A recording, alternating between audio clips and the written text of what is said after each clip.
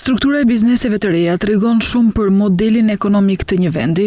Në rastin e Shqipërisë, të dhënat e vitit 2025 dhe fillimit të 2026 flasin për një ekonomi që mbetet e mbështetur te tregtia dhe shërbimet, por që po jep sinjale të qarta. Diversifikimi drejt teknologjisë dhe aktiviteteve me vlerë të shtuar më të lartë. Gjatë 2025-s, sektori që dominon në regjistrimet e reja është tregtia me shumicë dhe pakicë, përfshirë riparimin e automjeteve dhe motorçikletave me 5341 aktivitete. Kjo shifër konfirmon se sipërmarrja shqiptare vazhdon të orientohet drejt aktiviteteve me hyrje të shpejtë në treg dhe kthim relativisht të menjëhershëm kapitali. Në të njëjtën linjë qëndron dhe akomodimi dhe shërbimi ushqimor me 2878 regjistrime, një reflektimi drejt për drejt I rolit që turizmi po luan në ekonominë vendase. Ndërtimi me 1663 aktivitete të reja mbetet një tjetër sektor ku investimi shihet si relativisht I sigurt dhe I lidhur ngushtë me zhvillimin urban. Por për te këtyre sektorëve tradicional, të dhënat tregojnë një tjetër lëvizje.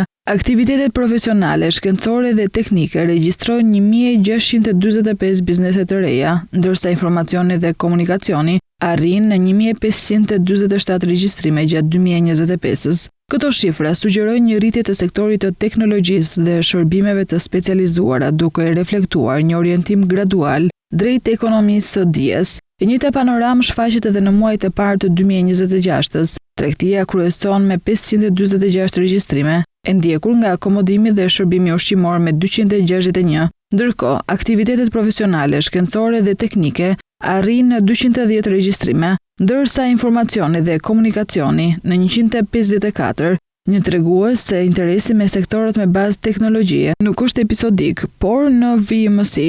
Në analizë, struktura e regjistrimeve tregon se ekonomia shqiptare vijon të mbështetet kryesisht në sektor me qarkullim të shpejtë dhe konsum të brendshëm. Megjithatë, zgjerimi I sektorit të teknologjisë dhe aktiviteteve profesionale përbën një sinjal pozitiv për transformimin gradual të modelit ekonomik.